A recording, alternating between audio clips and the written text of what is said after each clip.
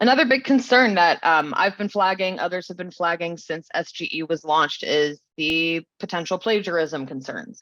So at the time that I looked this up, maybe 2 months ago, turns out SGE was pulling the text directly from the publisher. So in this case, Women's Health. But what it was doing was, number one, it wasn't linking to the publisher. Number two, it wasn't mentioning, what the publisher mentioned, where in this case, they were actually quoting a family therapist. This is her quote. Her name was not mentioned in SGE. There was no link to this content except for here in this carousel. So I actually consider this like plagiarism. I think many other people do as well. Like, you really have to cite where you got that information from. Google did respond that, they encourage people to click on that little source link, and you could potentially see that it came from this women's health publication. This is what it used to look like when you click on the source link, and you can see the sites that it came from. Again, as of yesterday, Google's trying to integrate these links directly into the SGE response. So they are paying attention to our feedback. They do encourage us to provide this feedback, and I'm really excited to see that. I think Google's taking a lot of our feedback very seriously, because it's just not great for publishers to have their great information taken without any attribution.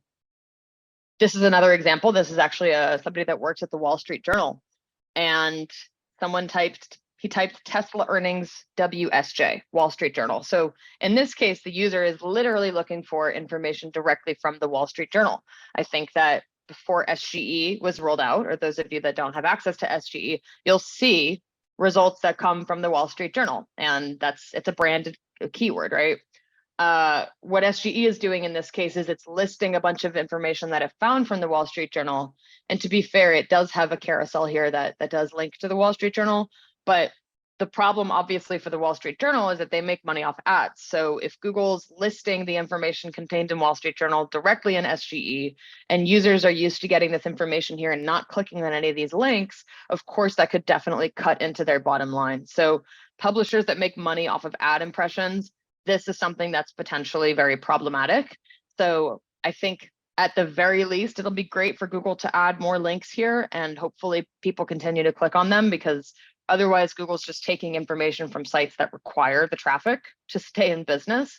So this is something that's going to be very controversial for Google, and I think that not only with brands, but likely with governments around the world, it's a bit of a slippery slope. It's very tricky how they're going to kind of manage these concerns.